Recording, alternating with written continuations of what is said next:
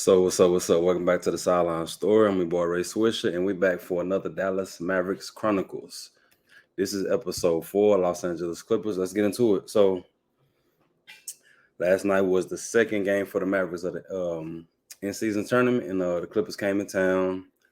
You got Paul George, you got Kawhi Leonard, you got Brody, Russell Westbrook, and newly acquired James Harden. So I was definitely interested to see how this one will go without I guess you could say on paper, their team it looked different on paper. It looked a little crazy on paper, but we know some guys are like in the middle of their prime, heading toward like the back end of their prime, but on paper it still look good. And I think they have the talent though. We got to see what they do with it. But let's get into it. So when the game started, I noticed that the Clippers got off to a very fast start. A lot of points in the paint. They went on an 8-0 run to start the game. We called a timeout. Another thing that I noticed with the Clippers was their ability to get to the free throw line. I believe in the first half they shot 19 free throws as a team, and I was noticing we got in foul trouble as a team. As it went on in the first quarter, we also went on an 8-0 run too. We had to get them a timeout.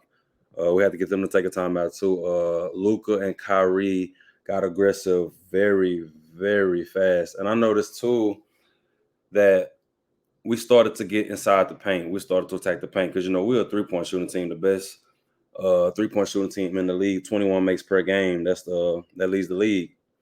We were aggressive on defense too. Very, very aggressive on defense.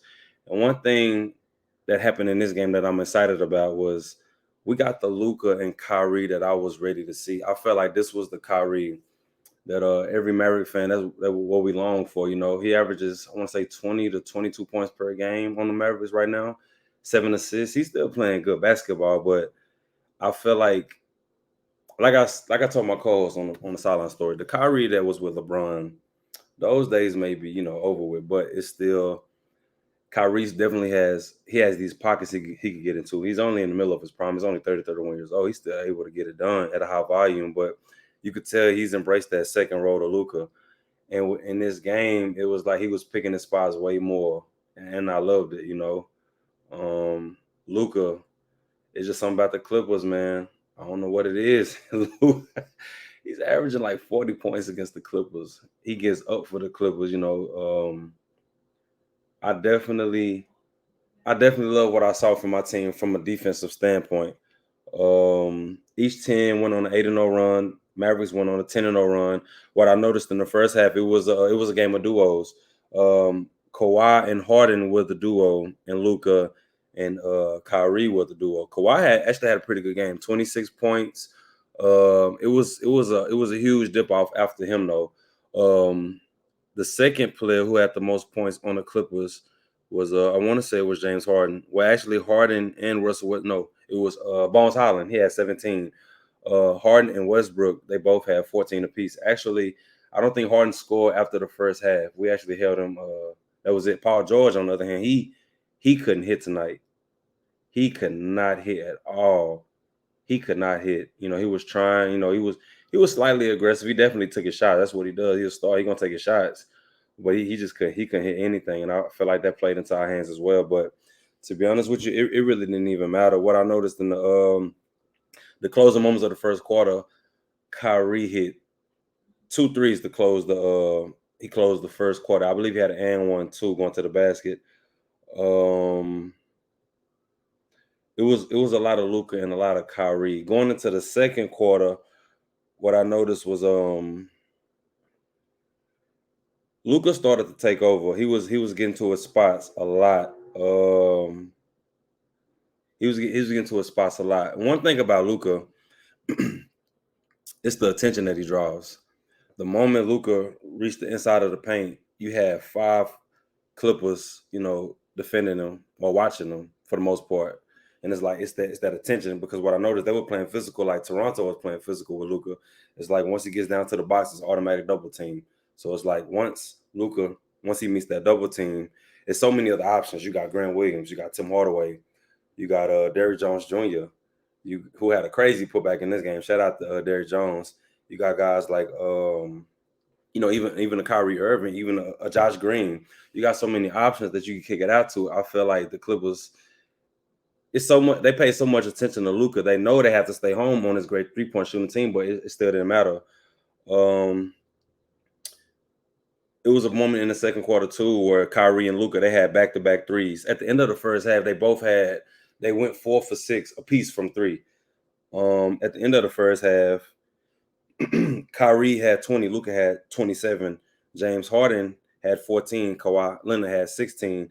We was 11 for 22 from three. We were dominating. We did everything. This was definitely the performance that I was waiting for from Kyrie, and I feel like he only scored 5 points in the second half, but it really didn't matter because once we got to the second half, they pretty much kept on where they left off at in the first half.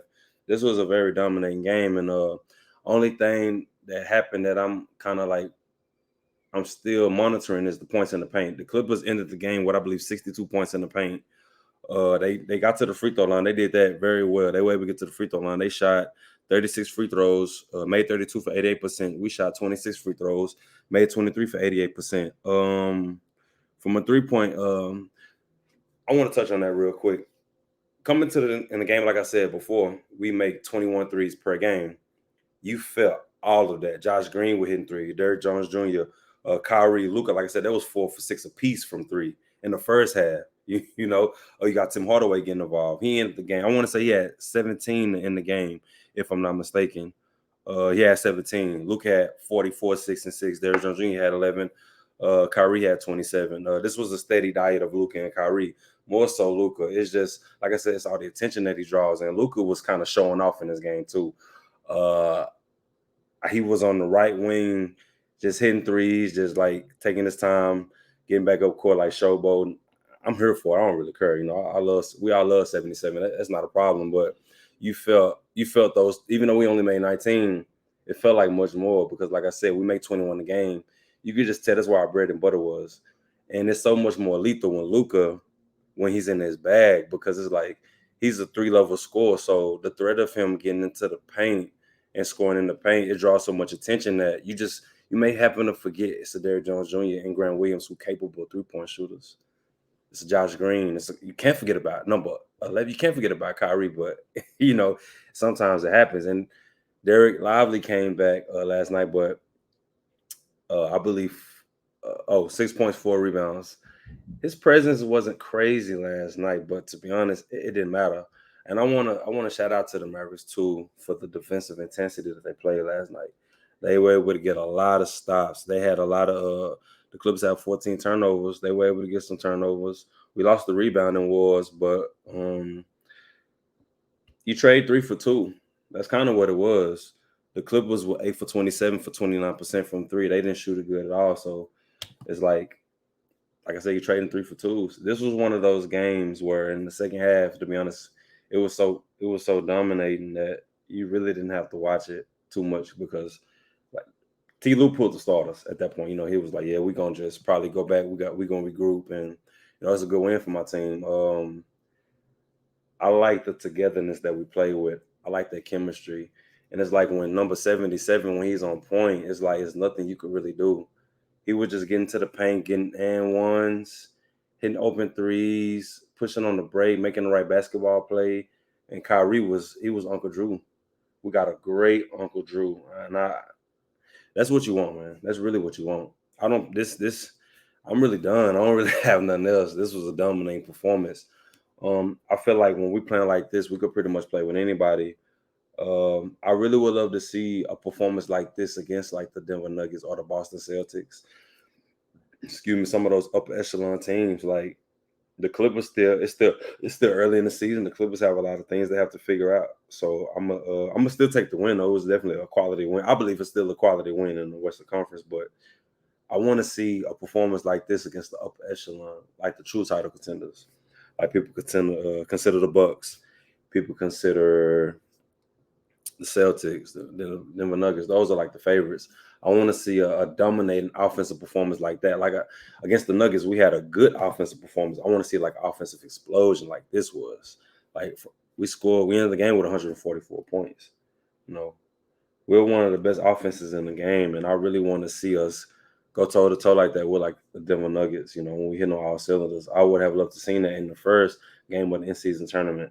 They was just on fire that night. You couldn't do nothing about that, and the matchup wasn't in our favor. So I want to see if we really hitting our shots. How do we play like against like the cream of the crop in the NBA? But that's all I got, man. Dominating game by the Mavs. Just a minute. Let me see. Who do we have next?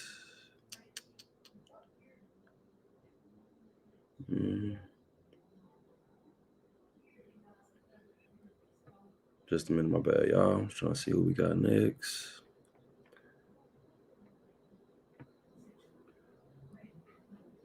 Boom. We got New Orleans tomorrow. Brandon Ingram, Zion Williamson, road game. Yeah, definitely got some points in the paint concern right there for sure. Yeah, we'll be back, man. I'm gonna try to cover that game too as well, man. I love y'all. Thanks for the support, everybody that's new. I'm working. We're working, man. So, y'all have a blessed night. Peace.